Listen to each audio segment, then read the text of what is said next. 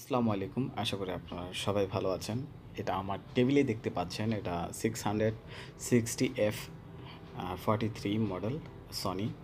তো আজ আমি এই মাদারবোর্ডের কাজ করব এবং মাদারবোর্ডের কিছু গোপন টিপস আমি আপনাদেরকে দিব, যাতে আপনাদের কাজের ক্ষেত্রে হেল্প হয়। যারা মাদারবোর্ডের কাজ করতে খুবই আগ্রহী, আসলে তাদের জন্য এই ভিডিওটা, যারা মাদারবোর্ডের কাজ করতে চান। তো সেক্ষেত্রে এই মাদারবোর্ডগুলো ইদানিং খুবই খারাপ আসতেছে। আপনারা দেখতে পাচ্ছেন যে এটা 5 ভোল্ট, এটা হচ্ছে মৌলিক, যেটা ফার্স্ট 5 ভোল্ট। এই 5 ভোল্টটা কিন্তু থাকতে হবে। এটা স্ট্যান্ড বাই অবস্থায় আছে। তো স্ট্যান্ড বাই অবস্থায় এই সাপ্লাইগুলো আপনার কন্টিনিউয়াসলি থাকতে হবে। আপনারা দেখে নিচ্ছেন যে 3.3 ভোল্ট, 5 ভোল্ট এবং 1.5 ভোল্ট, এগুলো হচ্ছে তার স্ট্যান্ড বাই অবস্থায় মৌলিক সাপ্লাই। এটা কিন্তু কন্টিনিউয়াসলি থাকতে হবে, তাহলে বুঝে নিতে হবে আপনার মাদারবোর্ডটা স্ট্যান্ড বাই অবস্থায় আছে। কিন্তু এই মাদারবোর্ডগুলো ইদানিং খুবই খারাপ আসতেছে। তো সেক্ষেত্রে আমি 3 টাইম 4 টাইম পেয়েছি, 3 টাইম পেয়েছি এবং 2 টাইম খারাপ পেয়েছি। তো এটারও মূলত ডেট ছিল, অন করে ফেলেছি এবং অন করার পরে যে এটার যে বেসিকগুলো সাপ্লাই থাকে, মৌলিক যে সাপ্লাইগুলো থাকে, এই সাপ্লাইগুলো আমি আপনাদের মাঝে শেয়ার করতেছি। যেহেতু আপনার একটা ডেট টিভি আসলে আপনারা কম্পেয়ার করে এই মাদারবোর্ডগুলো যেন ঠিক করতে পারেন। তো এটাতে আরেকটা সুবিধা আছে, আপনি এই টিভিটাতে আপনি 750 মডেলের মাদারবোর্ড দিয়েও প্যানেল চেক করতে পারেন, এবং মডেলে আপনার 660 যে মাদারবোর্ডটা আছে, এটাও কিন্তু আপনি 750 কিন্তু সেট করে টিভিতেও ব্যবহার করতে পারবেন। তো সেক্ষেত্রে আপনারা আমার ভিডিওটা কন্টিনিউ দেখতে থাকেন। আমি এমন কিছু টিপস দিব যাতে আপনাদের কাজের ক্ষেত্রে হেল্প হয়। আসলে মূলত একটা মাদারবোর্ড যদি আপনারা রিপেয়ার করতে চান, মূলত আপনার সাপ্লাই জানতে হবে, বা এই প্রসেসরে বা র্যামের সাপ্লাই কত থাকতে হবে, কমন সাপ্লাই এবং ফ্ল্যাশার আইসির এবং কমন সাপ্লাই কত থাকতে হবে। এই সাপ্লাইগুলো আপনার যদি মাথায় বসে যায় বা মেমোরিজ হয়ে যায়, তাইলে কিন্তু আপনি মাদারবোর্ড অনায়াসে একটা মাদারবোর্ড সার্ভিস করতে পারবেন। তো সেক্ষেত্রে মূলত হচ্ছে আপনাদের এবং পুরাতন এবং যেমন একটা ডেট মাদারবোর্ড আসলো এবং একটা রানিং মাদারবোর্ড আসলো, আপনারা সাপ্লাইগুলো কম্পেয়ার করবে দেখবেন, ঠিক আছে? কম্পেয়ার করলে হবে কি, আপনাদের একটা বেসিক আইডিয়া চলে আসবে। তাহলে আপনাদের এই ধরনের সমস্যার সম্মুখীন করতে হবে না। তাহলে আপনার আপনি বুঝে নিতে পারবেন যে না, একটা ফ্ল্যাশার আইসিতে আমার এটাতে এত সাপ্লাই থাকা উচিত, যে সাপ্লাই মিস আছে। তারপরে আপনার অটোমেটিকলি আপনার একটা ধারণা চলে আসবে, না এটা তাহলে সাপ্লাই আইসি খারাপ থাকতে পারে। এই ধরনের আপনারা ঘাটতে কিন্তু আপনাদের কিন্তু ভালো একটা মাদারবোর্ডের অভিজ্ঞতা চলে আসবে। তো আসলে হুট করে তো অভিজ্ঞতা বাড়ানো সম্ভব না। আমি মূলত এই ভিডিওটা দেওয়ার কারণ হচ্ছে, এখানে যে সাপ্লাইগুলো আছে আপনারা কম্পেয়ার করে নিতে পারবেন, যে একটা ডেট মাদারবোর্ড এবং একটা অন মাদারবোর্ড। এটা হচ্ছে এখন অন অবস্থায় আছে, ফার্স্ট টাইম কিন্তু স্ট্যান্ড বাই অবস্থায় ছিল। এখন আপনারা সাপ্লাইগুলো ভালো করে মিটারের দিকে লক্ষ্য রাখুন, তাহলে আপনাদের একটা ভালো ধারণা চলে আসবে। আপনারা দেখতে পাচ্ছেন ব্যাকলাইট এবং অক্টিভাল জ্বলতেছে। এটা হচ্ছে 1.5 ভোল্ট, এটা হচ্ছে 1.1 ভোল্ট। এটা হচ্ছে কমন সাপ্লাই। অন হওয়ার পরে এই সাপ্লাইগুলো কিন্তু আপনাদের কমন থাকতে হবে। অন হওয়ার পরে একটা মাদারবোর্ড কিন্তু, এখন টিভিটাও কিন্তু অন অবস্থা। আপনারা সাপ্লাইগুলো আমি আপনাদেরকে দেখাচ্ছি যে কোন জায়গায় কত সাপ্লাই থাকতে হবে। যদি না থাকে তাহলে কিন্তু আপনাদের সমস্যার সম্মুখীন, বা 4 টাইম বা 3 টাইম বা 2 টাইম ব্লিকিং দিতে পারে।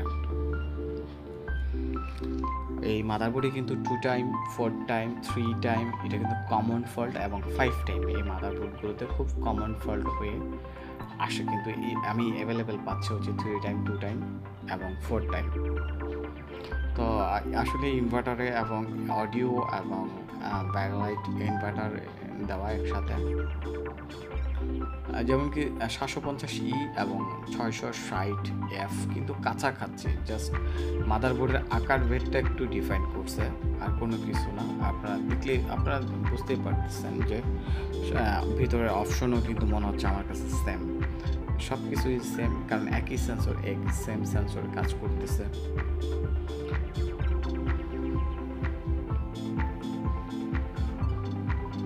আপনারা ভালো করে সাপ্লাইগুলো লক্ষ্য রাখবেন, যাতে আপনাদের কাজের ক্ষেত্রে হেল্প হয়। মূলত কিন্তু কিন্তু একটা কাজের মেইন হচ্ছে আপনার যখন একটা ডেড টিভি আসে আপনারা দেখতে পাচ্ছেন 750E মডেল যে মাদারবোর্ড। তবে এই মাদারবোর্ডটার কাজ করব এই টিভিতে সেট করে।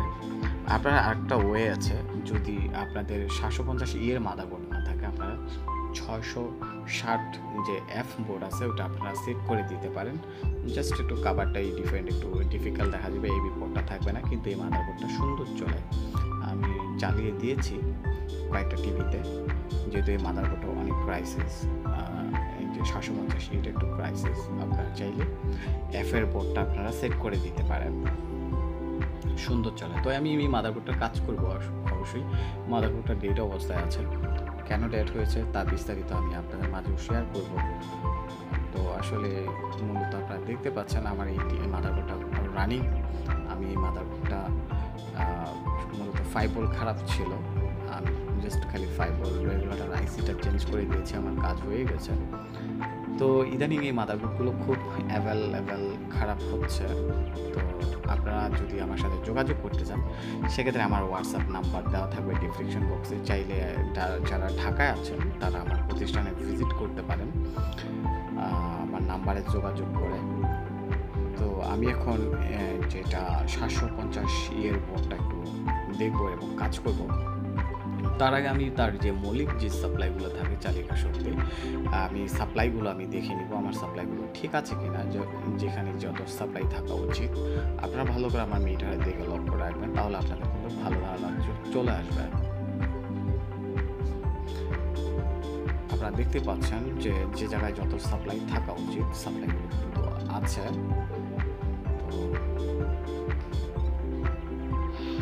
তো 4 টাইম 2 টাইম 3 টাইম যদি 5 টাইম ব্রেকিং হয় এই মাদারবোর্ড যদি আমার মাধ্যমে সার্ভিস করতে চান সেক্ষেত্রে আমার ডিসক্রিপশনে দেওয়া নাম্বারে যোগাযোগ করে চলে আসতে পারেন। তবে এই প্রসেসরটা যথেষ্ট পরিমাণে হিট হচ্ছে মনে হচ্ছে, কিন্তু আমার যেখানে যত সাপ্লাই থাকা উচিত সব সাপ্লাইগুলো ঠিক আছে।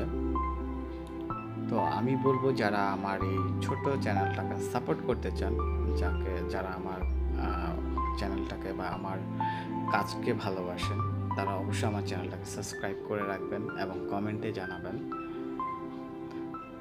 ভালো হচ্ছে কিনা, বা আমি আপনাদের বোঝাতে পারতেছি কিনা ঠিকভাবে, তা আমাকে অবশ্যই কমেন্টে জানাবেন।